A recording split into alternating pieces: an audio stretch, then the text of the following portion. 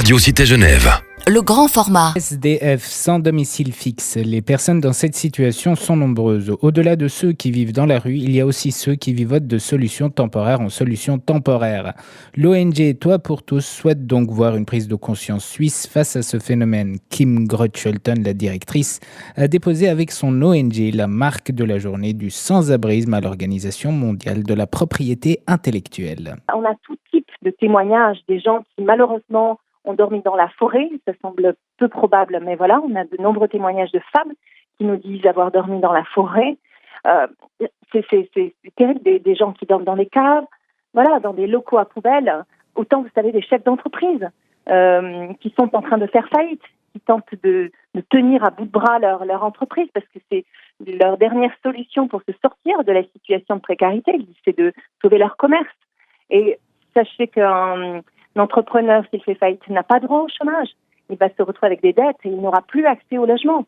On ne donne pas une seconde chance à des Suisses indépendants, entrepreneurs qui ont fait faillite. Donc voilà, nous on parle de tous ces gens-là autonomes et intégrés qui travaillent et qui n'accèdent pas dignement au logement. Une femme qui se retrouve à ne pas savoir où aller, elle va dormir peut-être dans une voiture, elle va essayer de s'en sortir comme elle peut, parce que bien souvent les personnes sont dans le déni, parce qu'elles pensent pouvoir toujours s'en sortir, et en fait la personne s'enfonce dans la spirale infernale. Une fois qu'on vit finalement la rue, on est très exposé, les femmes peuvent se faire agresser, bien souvent elles ont des chiens. Un homme qui perdrait l'accès au logement, qui ne pourrait pas justifier d'un logement suffisamment grand, pourrait être démis de son droit de garde s'il est dans le cadre d'une séparation. Donc c'est énormément de drames humains, c'est énormément de souffrance morale. Pour nous, c'est d'une violence indécente en Suisse en 2017, c'est dans un pays qui affiche un PIB de 660 milliards de dollars. Donc on se doit tous de réagir. C'est au-delà de l'idée classique qu'on se faisait du sans-abri.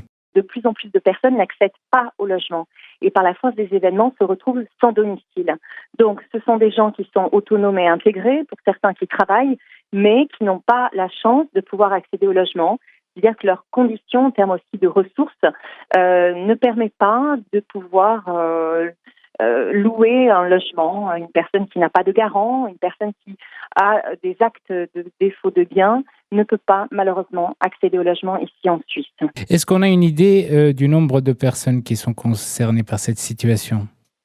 Il n'est pas simple de pouvoir dénombrer le nombre, bien sûr, de sans-abri, étant donné que c'est une population qui ne peut pas être recensée ou difficilement. De plus, il n'y a pas de vraie volonté non plus pour obtenir donc des statistiques de par les pouvoirs publics.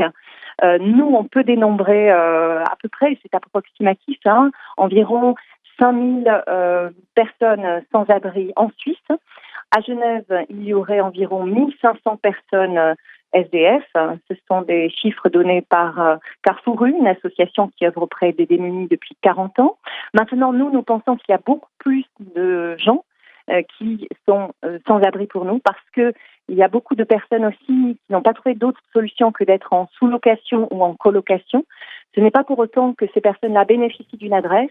On sait que si les gens n'ont pas d'adresse nominative, ces personnes ne peuvent pas bénéficier de prestations sociales et se retrouvent en grande vulnérabilité, en grande précarité, parce que si on ne justifie pas d'adresse, eh bien, par exemple, les prestations complémentaires sont supprimées.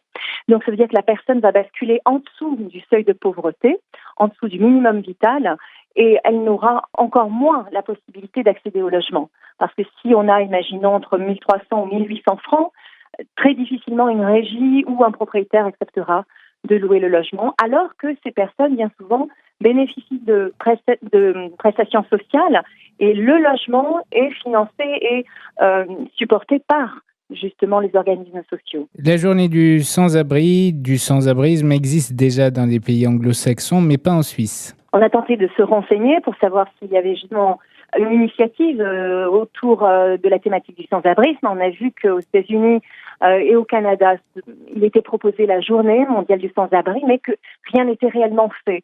Donc voilà, en France, en Suisse, rien n'a été déposé. Nous avons décidé de déposer la marque de la journée internationale du sans-abri, c'est bien déposé à l'INPI et également à l'IPI en Suisse. Et donc, on veut à travers cela une vraie prise de conscience. C'est l'occasion pour nous d'aller trouver justement des multinationales, d'aller trouver des partenaires, de leur dire, bon, qu'est-ce qu'on décide de faire? Quelle est votre part de responsabilité sociale aussi? Voilà, décidons d'agir. Ça nous permet d'aller trouver des élus. Ça nous permet de faire levier, en fait, en donnant une vraie légitimité pour une prise de conscience.